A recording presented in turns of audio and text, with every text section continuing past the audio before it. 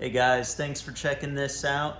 This is going to be a build video for the famous 36-inch Harbor Freight brake. A lot of people have modified these and beefed them up, and what I would like to do is add some fingers to it and turn it into a pan brake. And so I've got some material, some 1/2 inch flat strap and some 1/2 inch by 5 inch plate that we're gonna cut up and basically turn this thing into a pan brake. To put it simply, what you have to do to make this turn into one of those is take this whole top piece right here and then lift it up and bring it back so that your fingers end up lining up with this bottom apron that bends the material. The end goal for this brake is for me to try and be able to bend this 1/8 inch by 4 inch plate for the top of these fenders right here. So I've got a number of bends that go along the whole side of this fender, and I thought it would be nice to have something that I could just quickly put it in there, bend it up to the degree that I need to, rather than using my 20-ton press where I'm going down very slowly and it's kind of hard to get the angles right very easily if you're using an angle gauge on there because it bends up from both sides. So a finger brake or pan brake seems like it would be the way to go to make this build process a little bit easier for me.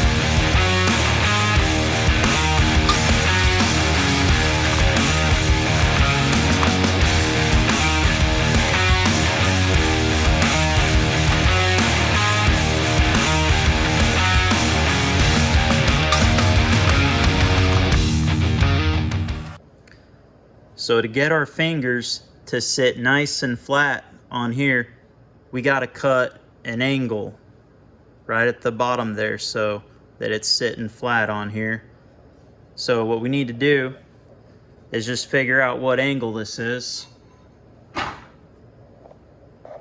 So I put my angle finder on here and it's right at 125 degrees. So subtract 90 and that'll give you 35. So we need those fingers to have a 35-degree angle cut on them, and that should sit nice and flat down here.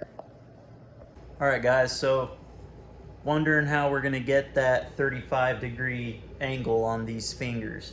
You can put them in a mill and just mill them at 35 degrees, or if you have a chop saw like this one here, you can set it up in here and just cut it off on the end. It's super easy.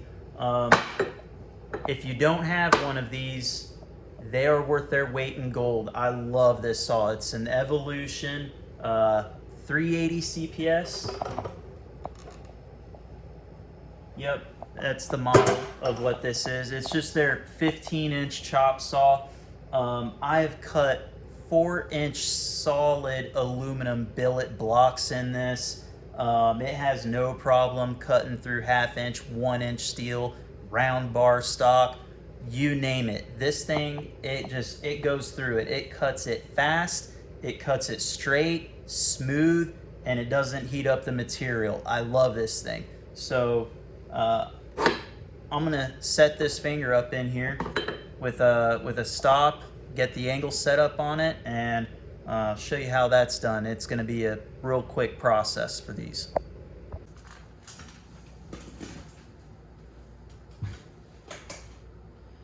All right, so it's pretty easy to set up the angle on this. I'm just going to bring that back, loosen this up, pull pin, and you can move it around like so.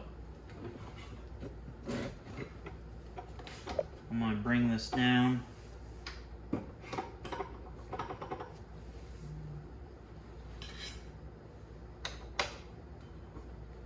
Bring this blade up. Okay. I got this set at 55 degrees, so that should give us a 35-degree chamfer.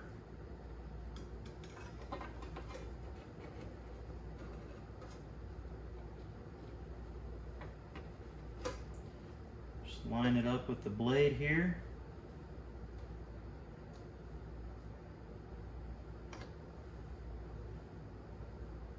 Bring that right in.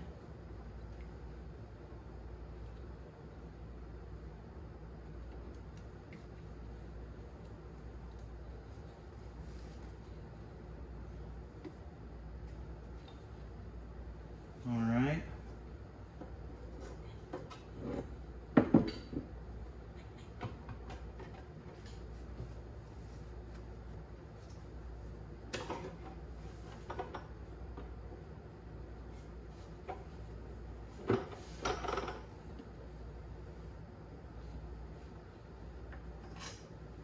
Set at 35 degrees.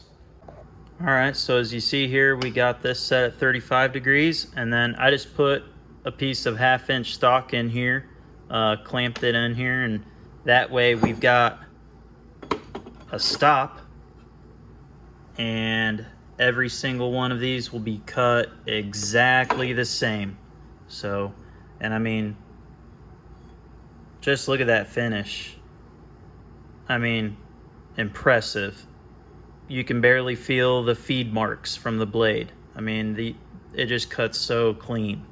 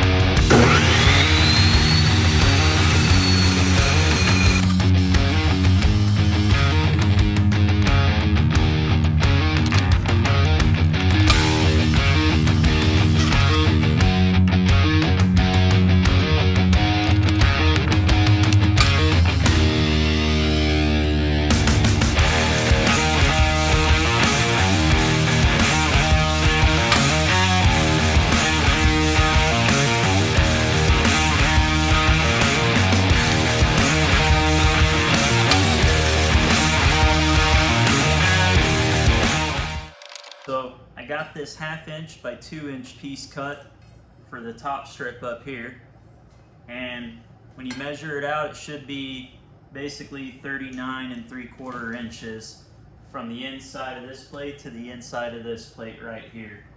And then just put some big chamfers on the edges on the bottom so that you can go right over those welds as well.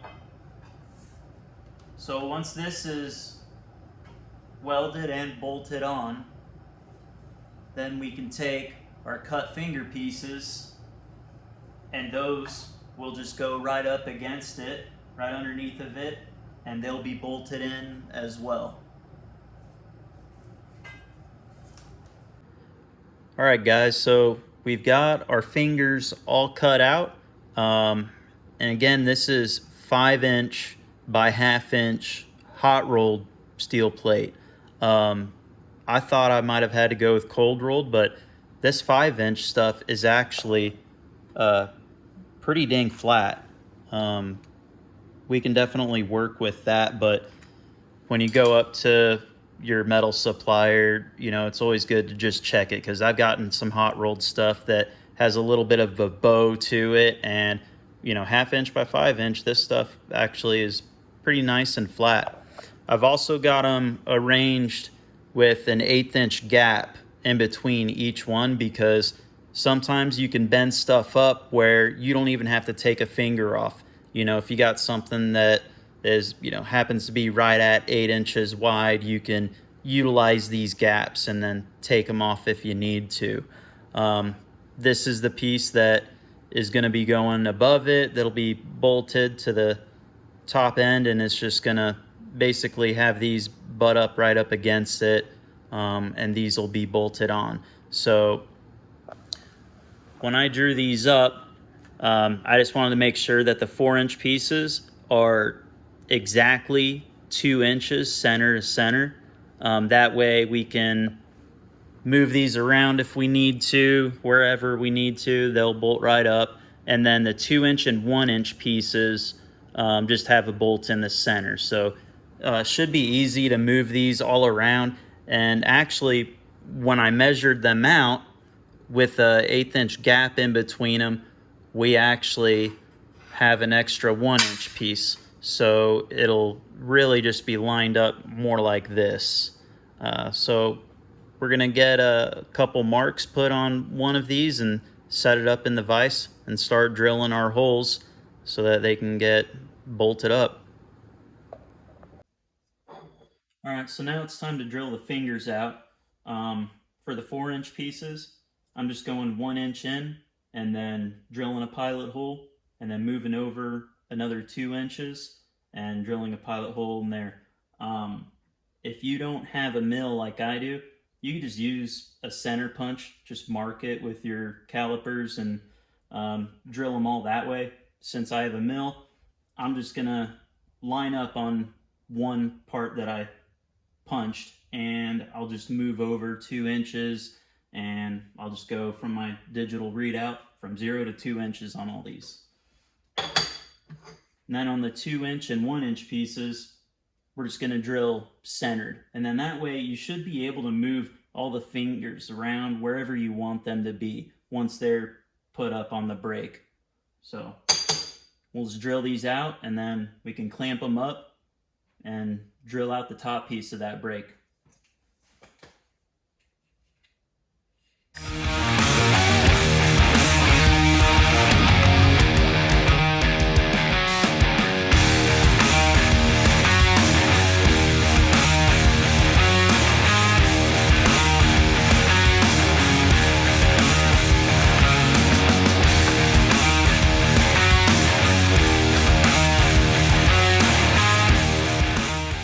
Make sure too, if you're doing this on the mill and in a vise, place them all the same way, because we're going to be putting them back in and drilling them bigger.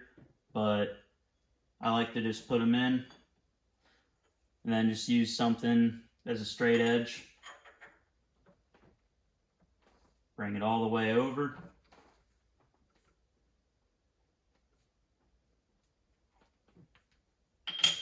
Tighten it down, and that way, if it's flush with the end of your vise, the holes should, you know, go right to where they need to be drilled out the next time.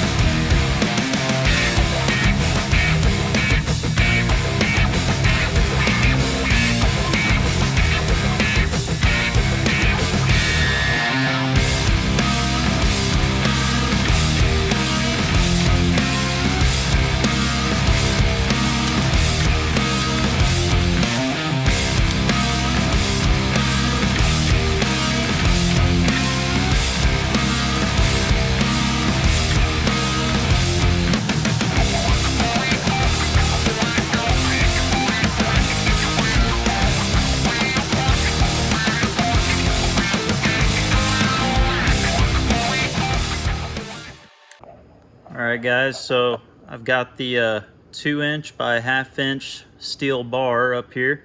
I just got it clamped up and just drilled some pilot holes in whatever spots I wanted to. Just got them spaced out.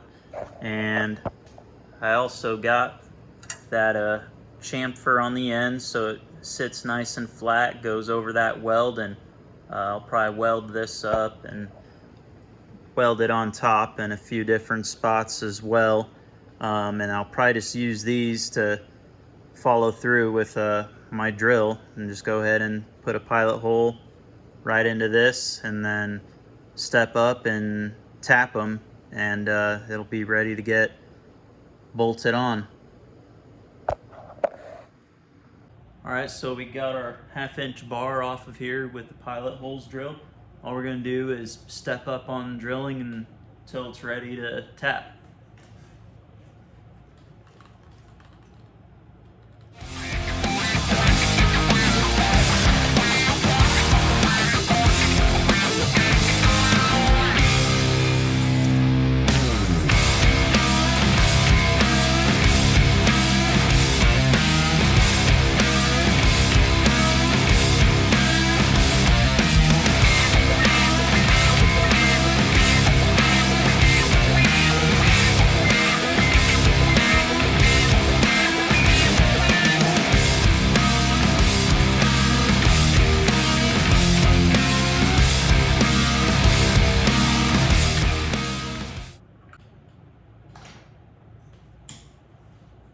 Alright, so we got those all tapped to 3/8 16.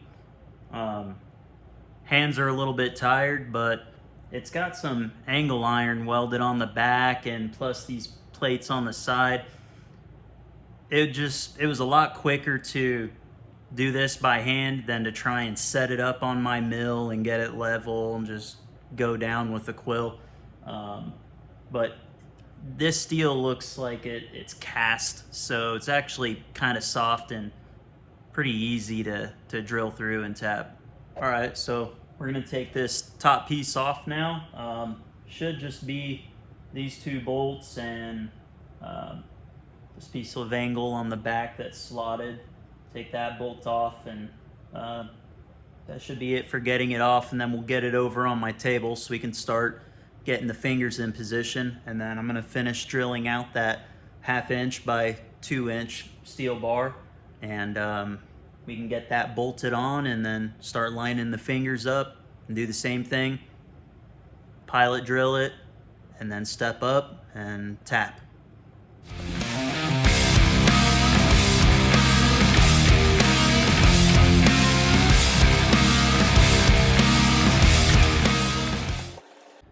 Alright guys, so I've got the upper apron right here on the welding table, and I've got the 2" flat bar all bolted in.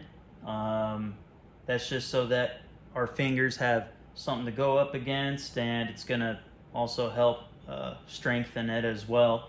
But all I'm doing is clamping the fingers on here, and I'm just gonna drill right through these holes, just a pilot drill, something for us to follow that we can just step up in size for the drill bits.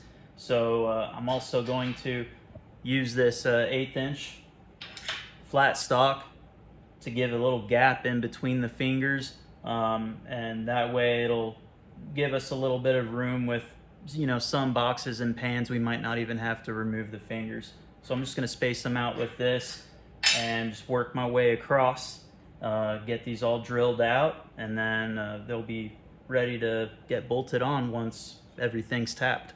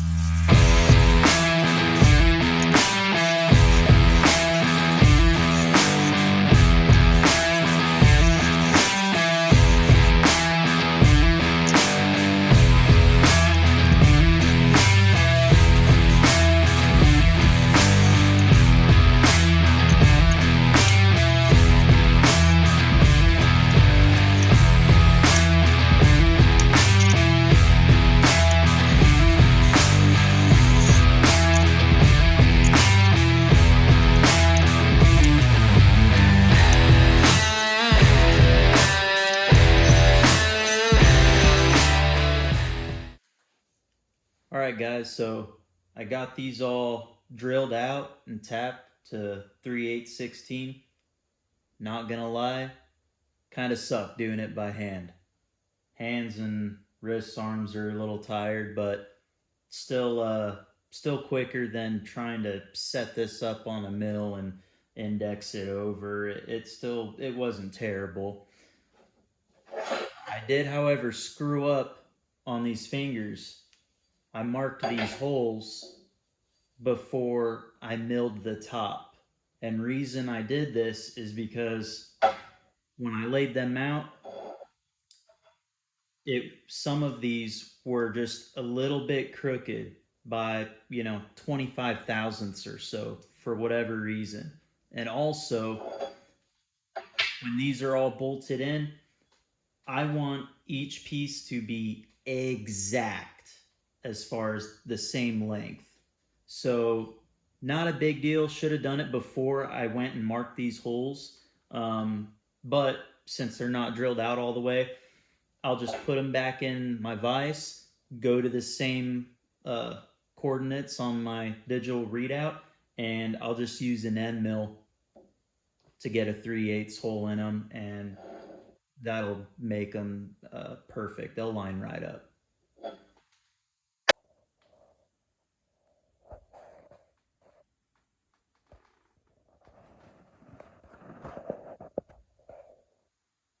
All right, so we got the fingers drilled out and bolted back on the top apron now. I'm really happy with the way these turned out. So you can see they're perfectly level with each other. I mean, as far as the height goes and them being straight. And with these being just under 2 inch, just under 4 inch, a pan or tray that needs to be 6 inches wide or 2 inches wide, 4 inches. We've got a piece right here that's just under 1 inch, so we can move these around and do whatever we want with them. But with these little gaps in here, it's pretty nice. You might not really need to remove these, and I'm pretty happy with the way they turned out on here. I think it'll hold up pretty well too. The next thing we got to do is make these new side plates right here. So with the apron being taller and essentially moved further back for this edge to line up with the bottom edge on the rest of the brake, we need something that we can weld to this right here and bring this bolt down and bring this one down and forward as well. So for cutting these out, I just happen to have an extra piece of some 3/8 by 6 inch plate from when I built this table. And so I think I'm going to utilize that.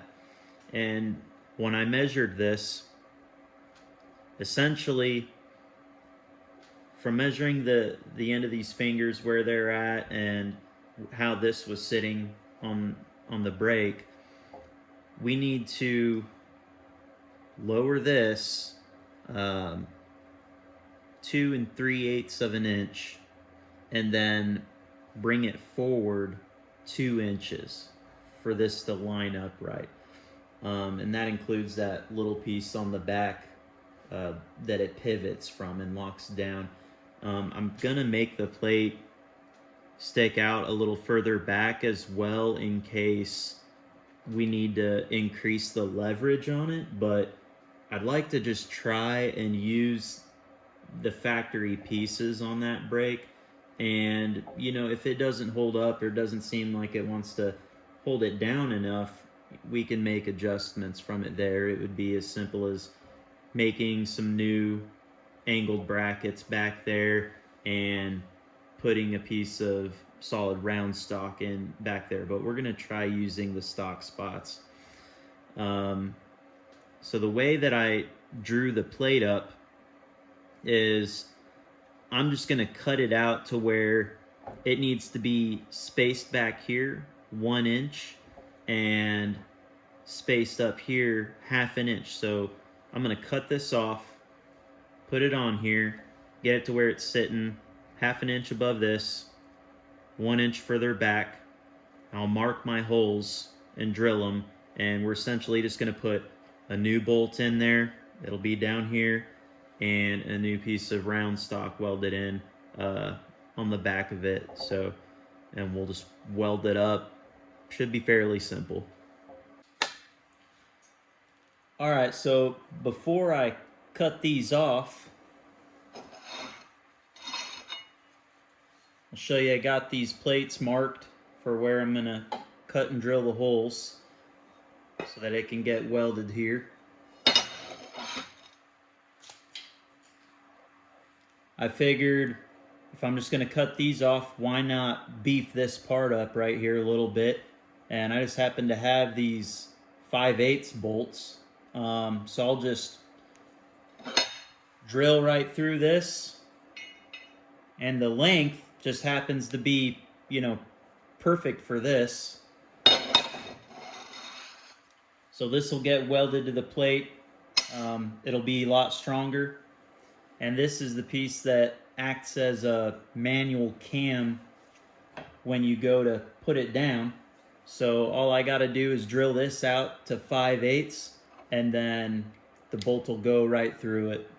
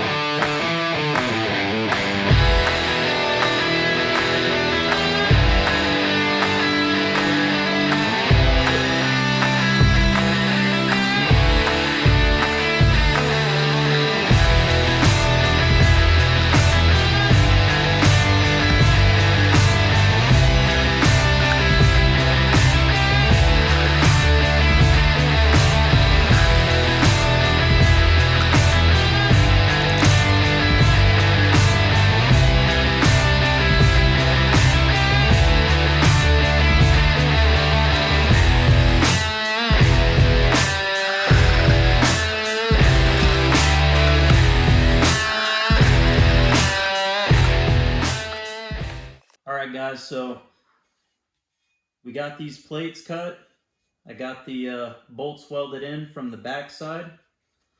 And then I just used some 1/2 inch cold rolled stock. Welded it in from the back. Fits the factory bushings. Perfect.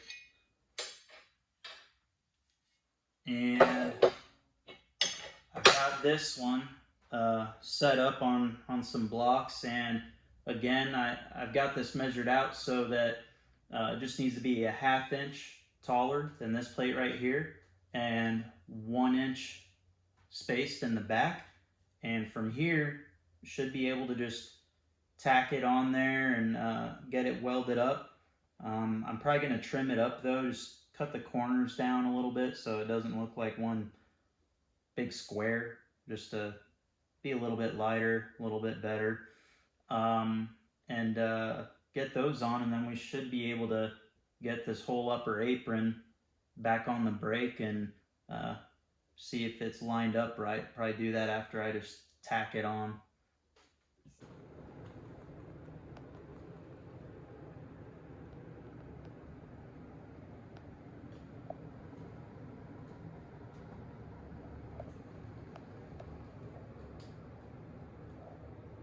Alright guys, so I got this top section back on just to kind of test fit everything, and I was a little off on the side plates. The whole top factory piece with these plates right here, all I had to do was drop it down 1 inch and then 1 inch forward from the back, and as far as height goes, it's, you know, just like it was before. These fingers come down, the angle is just right, they sit nice and flat, the cams work like they should. And so what I did is I went ahead, bolted this top piece here right on there, and I went ahead and welded in these gaps. So this piece is welded on now. I can take the bolts out, and I'll be able to paint it. I need to finish welding around these plates right here, but I'm happy with where it's at. These pieces that allow this whole top section to pivot when you're locking it down, because the side plates are sticking out a little bit further, you need to add a little spacer in with this bushing. And actually, the spacer that comes with this down here works perfect. So I just stole it from this piece right here and put it on there, and it spaces it out just right so it can pivot nicely. Another thing that we're gonna do is, since I took that spacer, I also want to strengthen this up a little bit. So I just got a piece of this scrap bar stock laying around, and it needs to be spaced out 3/4 of an inch. So I'm just going to cut a couple of these at 3/4 of an inch, put them on there, and then I'll actually weld them on the side. So it'll add a little bit of strength to this bolt that's welded over here, and it'll, you know, also space it out. So strengthen it up right there. This piece right here, it's really dumb how they set it up from the factory. You got this big gap right here, and it's not very thick. It's just gonna flex. So I'm also gonna cut out a piece right here to just bring in and weld it to it, and that'll help strengthen it right there as well. But overall, I mean, I think it's gonna work out pretty nice. I'm gonna take this section off now and finish welding up all along these side plates right here. Take the fingers off, take these bolts out, and I'll essentially be ready to paint it. And then the next step that we have is we're gonna put that big piece of 3" by 3" by 3/8 angle on this bottom piece here. And what that's gonna do is give us that extra leverage that we need for some thicker pieces, and it'll also thicken this whole section up as well. Another thing I saw in some videos is that this top piece right here, in some cases, brand new, has a bow in it. So all these little pieces, before you go welding anything and bolting stuff on, check and make sure that they're flat. I mean, just any kind of straight edge like this going across it, you know, will be good enough for checking for a bow or anything like that.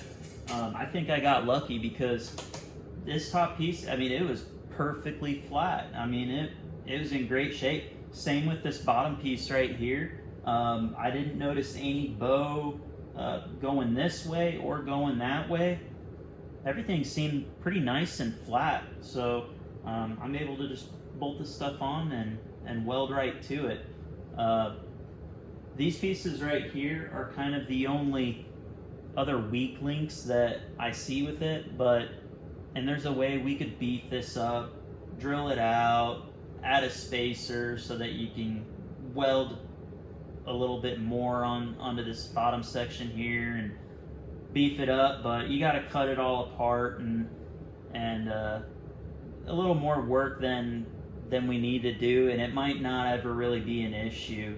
If it does become an issue, it cracks or something, I mean, we can always go back and fix it. But for now, I think we're just going to add that piece of angle down here. I'll lengthen these handles as well so that we can get some more leverage on that. And I think after that, it'll be set up pretty good, and we can start trying to bend stuff up with it.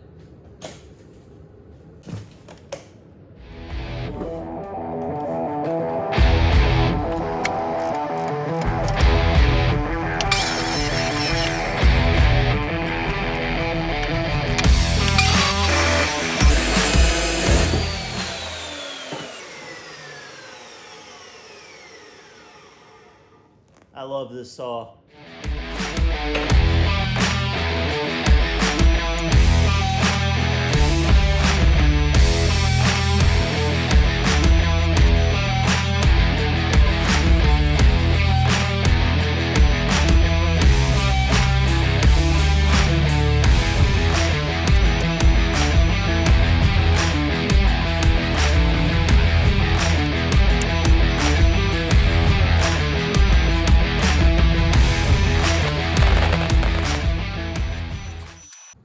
Alright, so we're going to part off a couple spacers. Don't have to be super accurate, but always easy to keep them nice and straight if you can part them on the lathe if you have a lathe. If not, you can saw them up, but you definitely want them as straight as you can possibly get them. So I got access to this here, so I'm going to go ahead and face it off, come over 3/4 of an inch, part it, and drill them out to 9/16, and that should be able to get them on that bolt on the bottom section over there.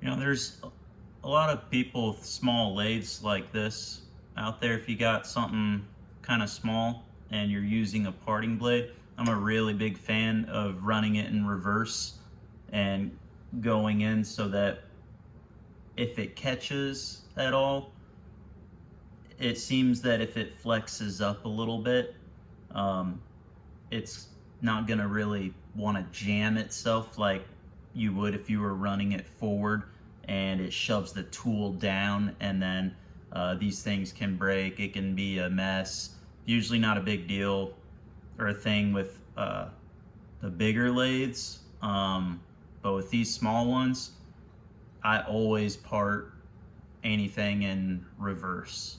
It just seems to go much more smoothly.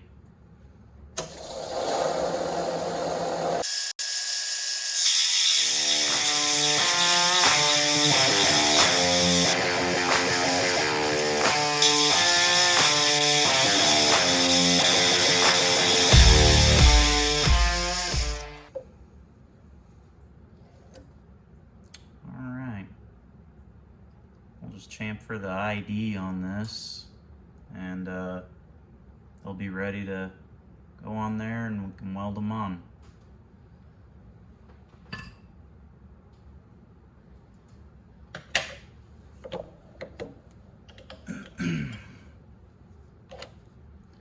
For anyone who's curious on what I'm using, this is just a parting blade from AccuSize.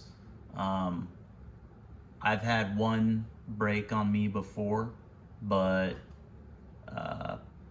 you know, this one's held up for a really long time, and it seems to work really well with the inserts that it came with and everything. I honestly have only gone through, I think, 3 inserts on this and have parted hundreds of parts with it. And again, like I said, going in reverse so that it pulls up on these smaller lathes, I think that's kind of the way to go on these. Haven't had any mishaps doing that.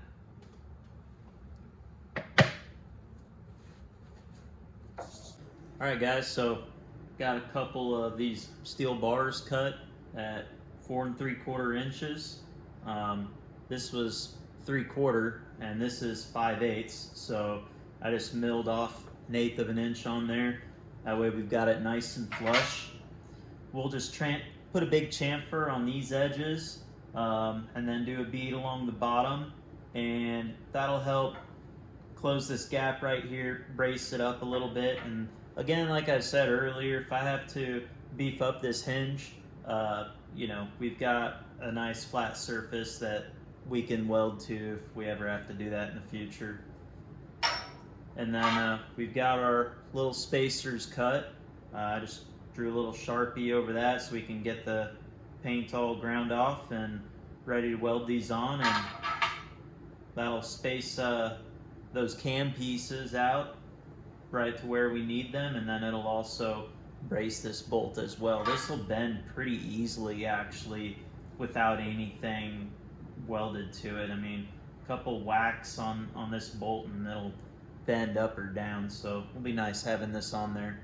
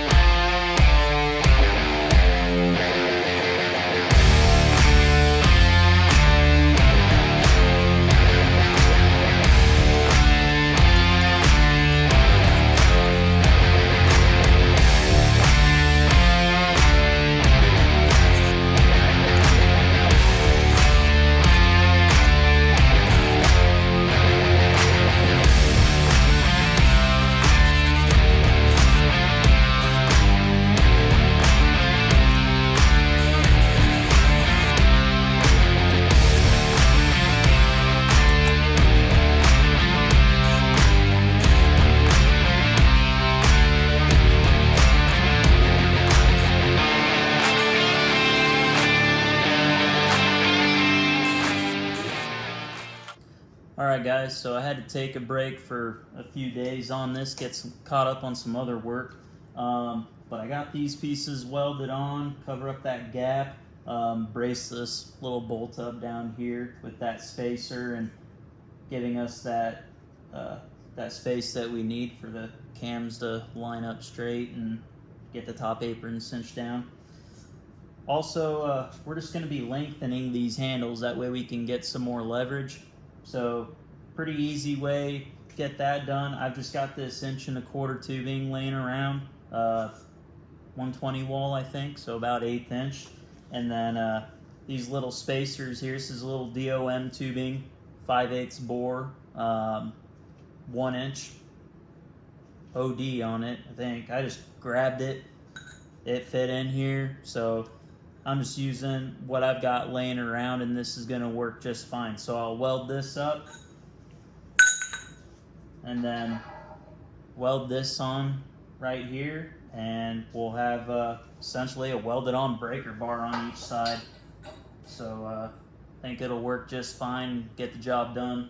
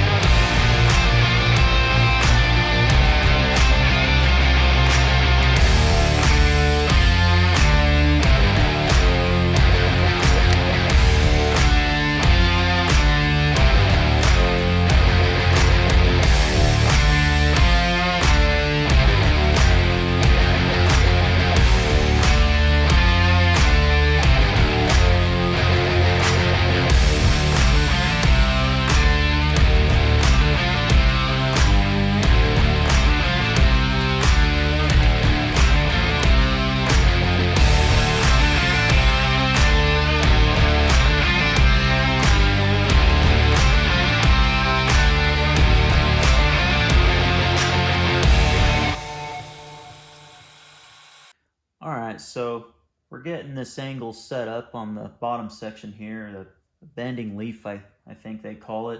And what I did is I just got it cut to size, right at 36 inches. And I got it clamped on, checked it with a little straight edge on here, making sure it's straight. And I ground some paint off at the bottom, right here. That way we can get a couple little blocks welded on right there, and then that way you can take this on and off, and it's easy to put back on there, and it'll always be at the right height when you go to bolt it up. So I'm gonna weld these in here and then get it drilled out, tap the bottom section, and then it'll be able to go on and off as we please, and yeah, get that done.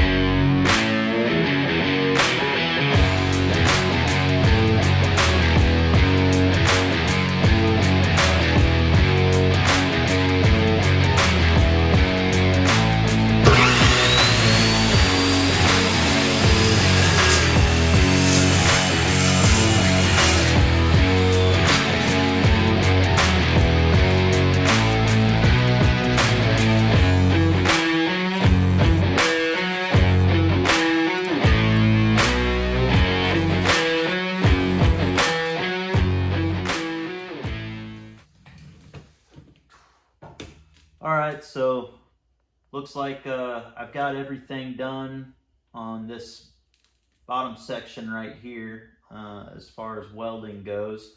I taped off the surface of it so I don't get paint on there, and I already know I'm gonna look like a dog trying to get a tree branch through a door with this thing, but let's see how that goes.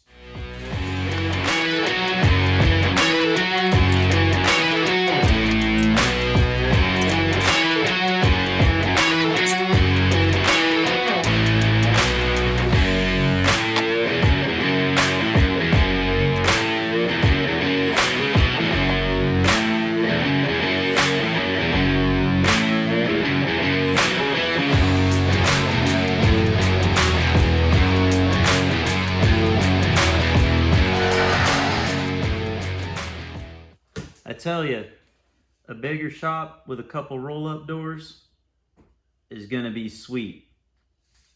Gotta make that happen.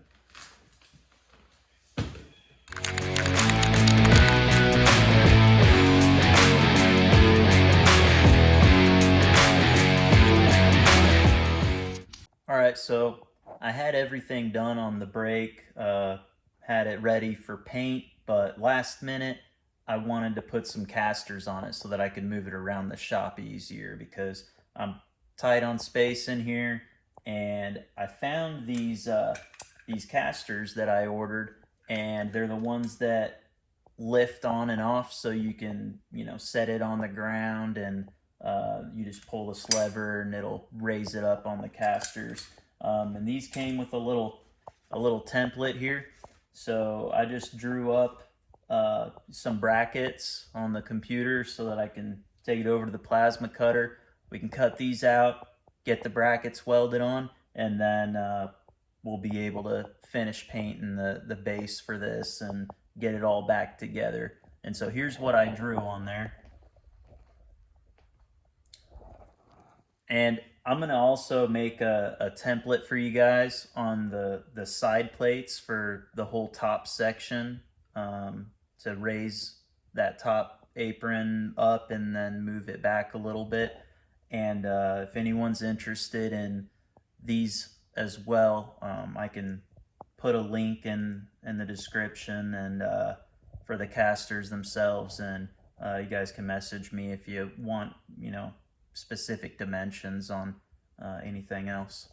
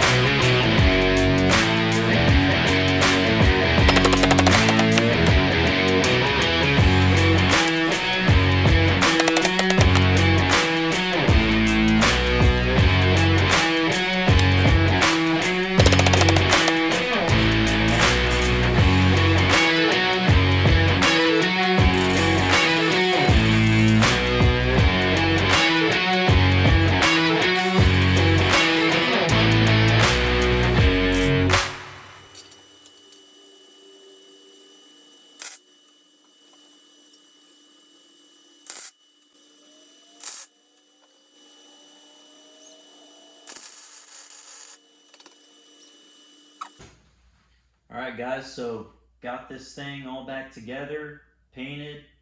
This is the best it's gonna look. So guess we'll start putting the first couple scratches in it and give it a test. So the main reason that I wanted to build this in the first place was so that I could do some 16 gauge, and that's gonna allow me to do the trays and that kind of stuff for my low tracks, and hopefully we can get some 1/8 inch to bend in here too. 4 to 5 inches. If I can bend a piece that wide, I'd be happy, because that's going to allow me to bend my fenders in this without having to use my 20-ton press. So let's see what this thing can do.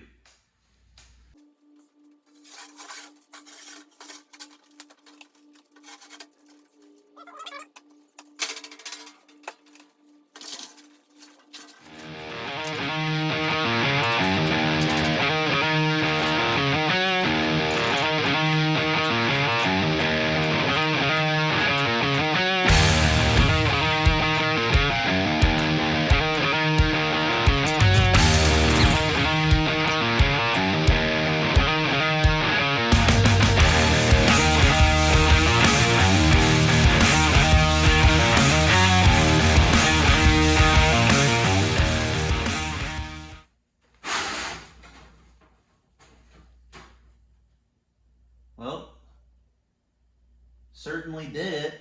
It was had to put some actual muscle into it to get it to bend, but almost full length.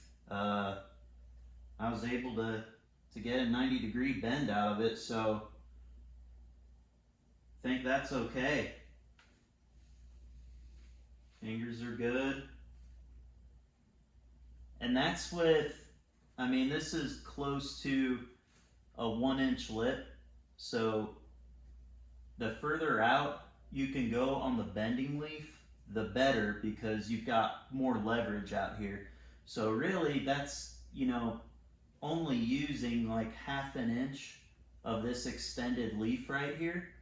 So I probably wouldn't be able to do like a small 1/2 inch lip. I just don't think there'd be enough leverage.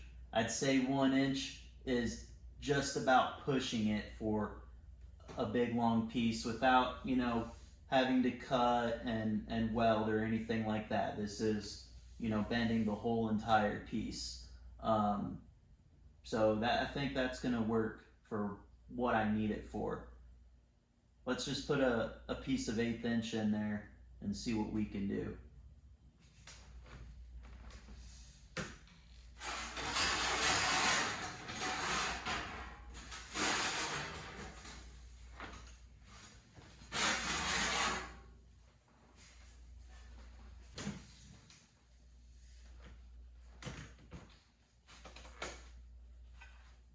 Start small and do this one first, just to see what we get here.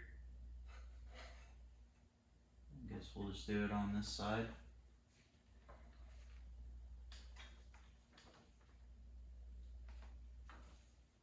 Ooh, wait a minute, I'm forgetting how to use this thing. You're supposed to bring this whole top section back a little bit as you're going up with thickness of material. So from what I've heard, rule of thumb is going 1.5 the thickness of whatever you're bending. That's how far you want your fingers back from where the bending leaf is. So let's loosen these up a little bit, slide this back just a hair, and then we'll try this out.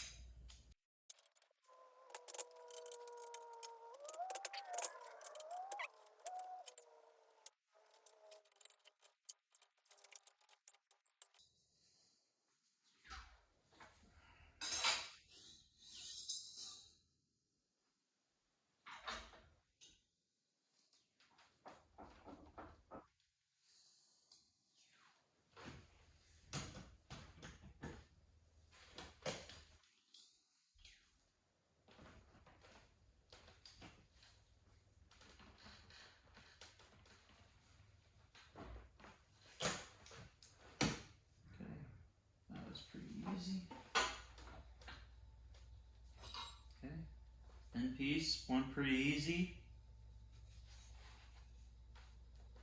Let's add another. Let's double it. So now we're going to try 2 of these.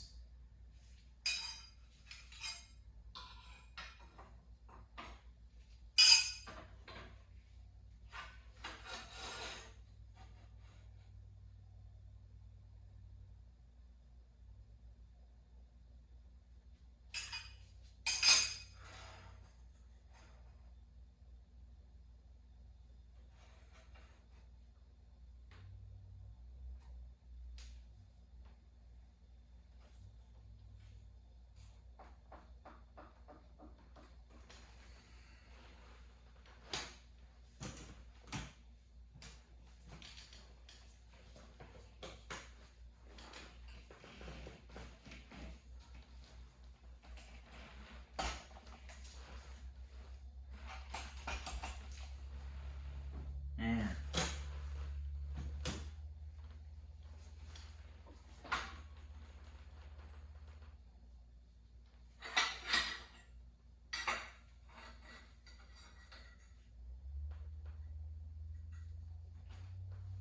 That was easier than I thought it would be, honestly. I mean, 1/8 inch, both of these. I mean, I could definitely do, more.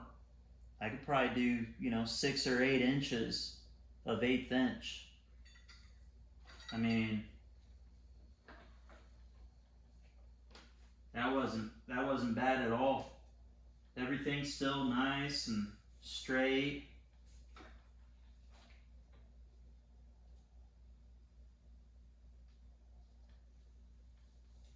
Fingers not, bent on the edge or anything like that. I mean, that's awesome.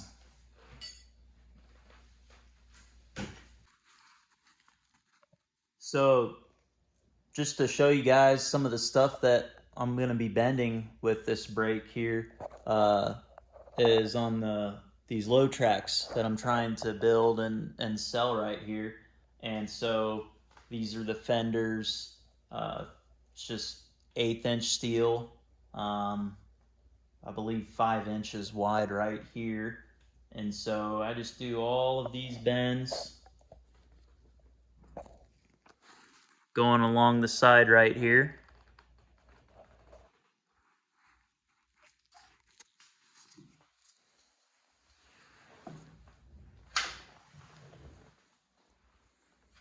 I'm also going to be bending up this hood right here. So this thing comes down, it's got a bend here, here, and a couple more on the back. I'll also be adding one right here so that it slips over this. This is 16 gauge aluminum for the skid plate, so I'll be bending that up as well. And then this rack right here, I'm just going to turn into a tray because there's actually a little more fabrication involved with this rack than you would think, and I think it'll look cleaner with a tray, and it's something that I can cut out on my plasma table and then bring it right to the brake, weld up the corners, and call it a day, and it'll just bolt down. It'll be really nice, and I think it'll look nice too. So, something a little bit more like this right here. All right, so I wanted to end this video with a couple simple drawings for you guys and a little parts list. I really don't think that you're gonna beat this brake. I mean, for the amount of money that you have in something like this, I was able to build this for under 400. I had a lot of the material here for it, but for bending 1/8 inch plate that I want to do, 16 gauge all the way across it. It can do aluminum, no problem. 1/8 inch, 16, 18 gauge, and anything smaller than that, it seems like it's gonna do pretty well for me. So I've got this drawing right here. You can take a screenshot of it if you want. You know, this is for these side plates right here. So it's just 3/8 and 6" by 9". And this right here is the factory piece that comes with the brake from Harbor Freight. And as long as you take a 6" by 9" plate and get this factory piece 1" below the top and 1" in from the back, everything should line up. This is the 5/8 hole for that bolt right there that we put in for the cam. Everything is to center. So 1.25" from the front, and then 1 1/8" up from the bottom. So 1 1/8" from the bottom up. That'll give you your center hole for this bolt. And then the one in the back, which is just 1/2" bar stock, you just go 3.5 inches in from the back, and then just 1/2 inch up and drill a 1/2 inch hole right there. And then you can put your bar stock in and weld it from the back. And then you can, if you want to notch the corners, anything like that, like I did with mine, you can do that, or you can just leave it square. All right.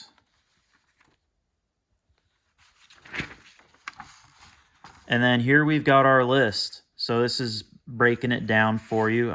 Before we get on the list also, those fingers,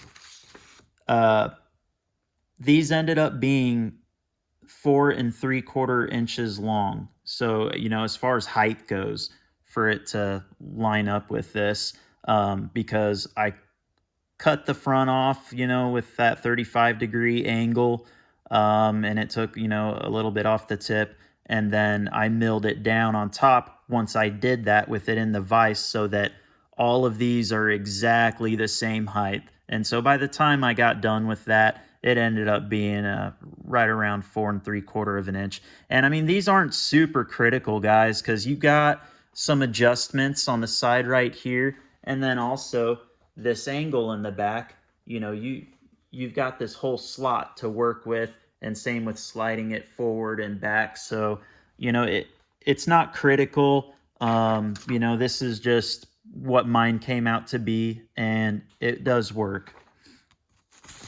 So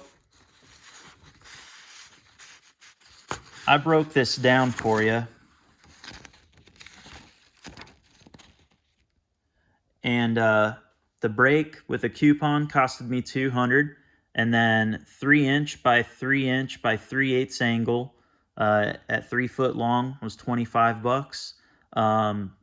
The 1/2 inch by 2 inch flat bar here was $20.